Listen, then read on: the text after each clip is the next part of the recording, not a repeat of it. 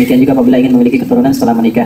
Tapi bagaimana jika ikhtiar memiliki keturunan dengan bayi tabung? Bagaimana hukumnya dalam Islam?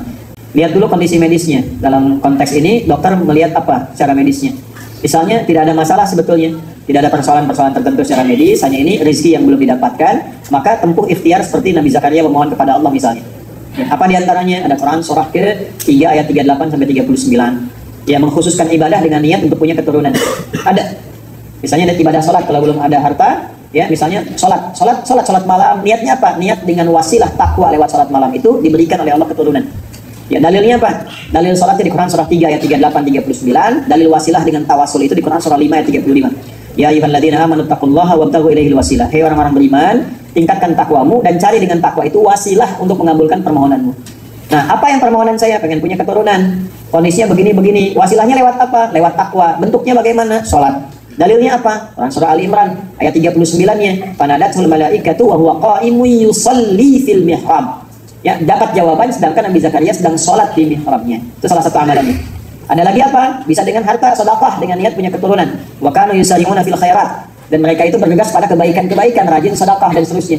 Ya, sehingga Allah dengan itu memberikan kesempurnaan wa aslahna lahu zaujah, dan istrinya diperbaiki, ya, diberikan kebaikan pada dirinya, rahimnya kemudian disembuhkan oleh Allah, bisa mengandung dan lahirlah kemudian seorang anak bernama Yahya. Sanad itu di mana? Di Quran surah 21 ayat berapa? 89 sampai 90. Ya, itu nanti runtutan kisah Nabi dari Nabi Ayub sampai ke ujung, sampai terakhirnya Nabi Yahya. Itu dari ayat 83 dari Nabi Ayub sampai ke ujung tentang kisah Nabi Zakaria alaihissalam. Nah, itu lakukan dulu itu. Lalu ada doa di luar itu. Doanya apa? Di surat ke-19. Ayat berapa? Ayat 1 sampai berapa? Kalau sampai punya anak sampai ke-15. 1 sampai 15. Ya kaf ha ya ain sad. Ya dzikra rahmati rabbika abdahu Zakaria. Terus baca sampai wassalamun alaihi yauma wulida wa yauma yamutu wa yauma yub'atsu hayya. Minta dulu itu. Minta mohon, beri jeda, beri waktu, minta sama Allah, nanti lihat perkembangannya. Ya, waktu ada di Australia, di Melbourne itu, ada keluarga, masih muda, cerita kurang lebih 8 tahun lah. Ya, kondisi itu kami ajarkan demikian, bukan, astagfirullah, bukan mengajarkan, hanya mensyat ayat, lalu saya tinggal sholat di satu ruangan, sholat, saya bilang ada mihrab aja nih di sini bikin. Nah, terus di situ jadikan mihrab, doa kurang lebih 3 bulan dari situ. Ya, suaminya telepon, istrinya satu saat di kamar mandi, teriak, harus lihat ternyata positif. Ya, mengandung dan diberi nama, minta nama, terus kami beri nama, anaknya lahir tuh kami beri nama. Setelah itu alhamdulillah baik lancar dan sebagainya. Nah, ada kondisi memang secara medis ini tidak memungkinkan, ya, karena tidak dalam seperti yang kondisi biasanya. Maka apa yang terjadi? Ada perkembangan fikih. Perkembangan fikih pun diatur secara ketat. Kan dunia itu terus berkembang dengan perilaku manusianya. Makanya fikih tidak kaku. Ya, fikih tidak kaku. Dalil-dalil kan sumbernya 4. Sumber utamanya 2, Al-Quran, kemudian hadis. Nah, itu sumber pokok dalil. Berdalil dengan Quran dan Sunnah, dengan hadis butuh metode. Metodenya nanti apa? Satu, kesepakatan ulama dulu, ijma'. Yang kedua, analogi, kias. Kias membentuk kaidah. Kaidahnya disebut qawaid. Qawaid fikih. Jadi fikih itu ilmu untuk meramu sumber hukum menjadi sebuah produk hukum. Ya, dasarnya disebut usul fikih. Dasar itu melahirkan kaidah disebut qawaidul fikih. Ya, misalnya ada usul fikih, di situ ada kaidah al-aslu fil amri al-aslu fil amri lil wujub hatta yadulla dalilu ala khilafi. Asal dari perintah itu wajib sampai datang dalil yang mengarahkan wajib dari turun hukum.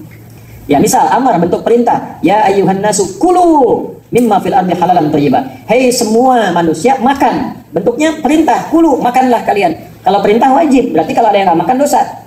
Ya kan? Dalam kondisi apa makan itu dilakukan? Nanti ada turunan lain. Kalau puasa bagaimana? Dapatnya bagaimana? Kalau nggak ada makan bagaimana? Oh, maksudnya di situ adalah sunnah muakkadah. Tekankan. Tapi menjaga hak hidup bagian dari kewajiban. Ya. Nanti kalau lebih ke dalam lagi ke rumah tangga. Nah, poligami hukumnya apa? Nanti saat pertemuan berikutnya. Ibu nggak kaget. Nah, apakah hukumnya wajib? Apakah sunnah? Apakah sunnahnya muakkadah atau sunnahnya diikat? Atau sebetulnya tidak masuk sunnah, nggak masuk wajib juga? Ya, kondisi biasa, kapan itu terjadi? Ataukah mubah? Mubahnya terjadinya kapan lagi? Ya, kan itu ada qarinahnya, ada ikatan-ikatannya. Jadi jangan langsung kesimpulan fankihu wajib. Mama ingat al-aslu li amri wujub. Kata Pak Ustadz, ya kan? Asal perintah itu wajib. Nah, ini sifatnya amar fankihu, maka nikahilah. Matna wa thulatha wa ruba, 2, 3 atau 4. Ya kan? Nah, misal kalau nggak ngaji secara fikih, salah memahami hukum. Ya. Nah, apa ikatan itu? Sebabnya apa? Asbabun nuzulnya apa? Hukum fikihnya apa? Kaidah ulumul Qurannya bagaimana? Al-ibratu bi umumil lafdzi bi khususis sababi, penerapannya bagaimana? Nah, itu ada kaidah-kaidah yang berlaku di dalamnya. Nah, maka nyambung ke sini, sekarang kondisi sudah berbeda. Ada kondisi yang sulit secara medis, tidak mungkin, maka rahim bermasalah. Salah satu caranya dengan penemuan teknologi terkini, misalnya ada pendekatan bayi tabung. Nah, maka ulama mengatur, ada fatwa keluar. MUI sudah mengeluarkan fatwa. Ya, ada kebolehan dalam bayi tabung ini dengan syarat-syarat sebagai berikut diantaranya. Satu, mohon maaf ya saya spesifik, memastikan sperma itu ya yang kemudian akan disatukan dengan ovum dalam satu media tertentu dipastikan bersumber dari suami istri yang sah. Benar. Ingat itu dulu yang pertama. Yang kedua, maaf dengan kalimat ini karena fikih harus agak sedikit mendetilkan. Pola pengeluaran sperma itu dilakukan dengan cara yang baik. Karena ada konsultasi beberapa rumah sakit, ya itu trigger untuk mengeluarkan spermanya dengan cara menonton tayangan yang tidak bagus dan sebagainya. Itu saya selalu ingatkan itu, haram hukumnya keluar dari situ sehingga yang dihasilkan pun akan bermasalah, gitu kan? Nah kemudian dalam proses itu terjaga dengan baik sampai disuntikan kembali ke dalam rahim, ya perempuan yang mengandungnya dengan cara yang benar. Nah ini juga detail sekali sampai nanti prosesnya itu dilihat juga, ya siapa yang mengandungnya, apakah juga perempuan lain atau perempuan itu dan sebagainya sampai sedetil itu. Jika terpenuhi secara syar'i semua turunan-turunannya, maka ada bagian kebolehan-kebolehannya dengan dalil-dalil tertentu yang telah spesifik diterapkan di situ. Dengan dasar-dasar ilatnya.